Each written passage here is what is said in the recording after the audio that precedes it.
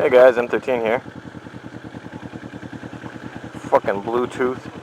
My Bluetooth, I reset my phone and now it's not connected to my phone, so I started fiddling with the buttons to try to get to connect. And then it's just like the light changed color and it just stays on. I can't even turn the fucking thing off. I can't adjust it. I can't connect it to my phone. So now I have to go like all the way back to the motorcycle shop where I bought it to ask, how do you reconnect it to a new phone again? The instruction book's in Chinese. That's the same bike as me. That's a 650 Ninja. That's the naked one. And then we got a guy on a Honda, and then we got a girl on the CBR 600. Topic for this video. What's the topic? Let's talk about bikes. Let's do a bike topic. I got a few topics right now. I write them down. I was just looking at them. First topic is restrict. Do you buy a? This is for my European viewers. Do you buy a big bike and restrict it for a first bike, or do you buy a small bike? For those of you that don't know, in some European countries, maybe all, I don't know, you have a limit of 33 horsepower for your first motorcycle. Like, you can't go over that. So what some people do is they buy a smaller bike, like they buy a 150 or something, or a 250, and then they buy a bike that's within that range. But what some people do is they buy a bike that's like, they buy the bike they want, like a 600cc Super Sport or whatever, and then they put a restricting kit on it that scales its horsepower back to just 33 or beneath. So what's my opinion on that? I think it's a horrible thing to do. I think the restricting is just wrong, especially for the people that buy like a new bike, and some of them do that. Like, that's their logic is, why should I buy a small bike and then in a year or whatever trade it for a bigger bike? So why did one guy leave? I thought those three are together. I'm pretty sure they are.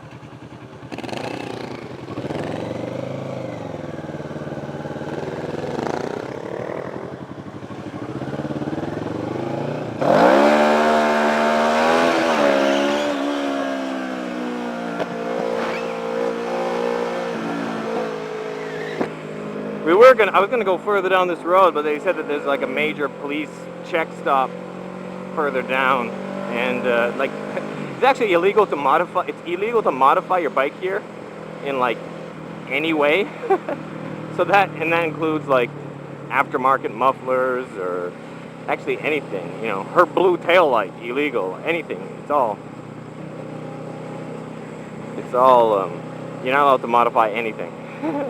There was a story about a guy who he put sliders. Sliders are these pieces of plastic right here that it just sticks out a bit, so that way if you drop your bike, it falls on the slider. He put sliders on his brand new bike, and then when he took it in for the safety check, they failed him. Oh, he took it in to get it licensed, and they failed him because because he had modded his bike, and all he did was put on a couple of sliders. Just nuts. Anyway, so yeah, if you're buying like a second-hand 400 or 600cc bike and restricting it, then it's not as bad. But what a lot of people do is they buy like a brand new bike and then restrict it, and I think that's horrible, because by restricting it, you could be like hurting the engine, because it's all. I have another video where I talk about braking in a new engine. And braking in a new engine is all about the hard braking. It's all about giving it, using the full range of power right off the bat when the engine's brand new. And you can't do that. You can't do that if the you can't do that if the bike's restricted. So if you had a brand new bike and then restrict the engine, you'd just be using like, 1/3 of the power range for the first year or two. Like, that's horrible. Like, I wouldn't ever want to buy a bike like that. The engine is like broken right off the bat, in my opinion. Because you're supposed to break in a new engine, you're supposed to be taking it all the way up to the red line, like constantly.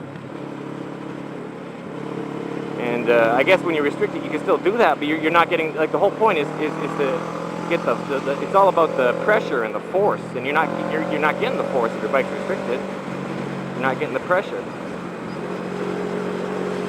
So yeah, so if you're in Europe and you have the choice of either getting a big bike and restricting it or a small bike and not restricting it, I highly suggest getting the small bike. Not only that, with the small bike, you have all the pros of a small bike, and the pros being much more agile, more fun, less stress, lighter. You know, it's the lightness, lightness, lack of weight is one of the most important factors in any motorcycle with regards to fun. And the small bikes have that in spades. So to buy a big, heavy bike and then to restrict the engine, you're getting like all the cons and none of the pros. It's just stupid.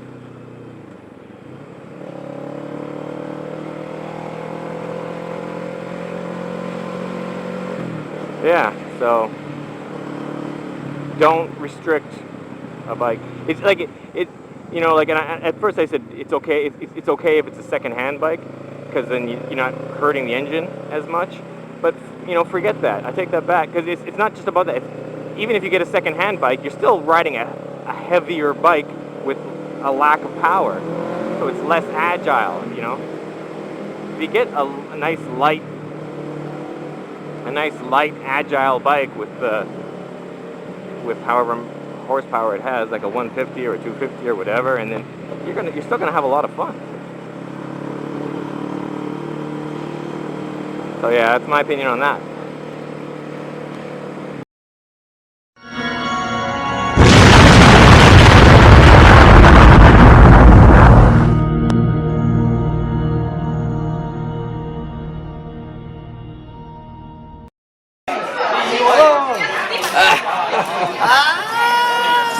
So someone hit you in the face, and then they just kicked you out. Brad, you need to quit drinking. Nobody. Definitely. Hey man, You don't quit. Someone hit you in the face and they kicked you out, right? Pretty much. I'm gonna put this on Facebook and let your mom know that you're an alcoholic. Fucking alcoholic. Someone hit you in the face and they kicked you out. This is an intervention, Brad. We came here tonight to tell you to stop drinking. I came here for the balls, man. But the only cure is dance.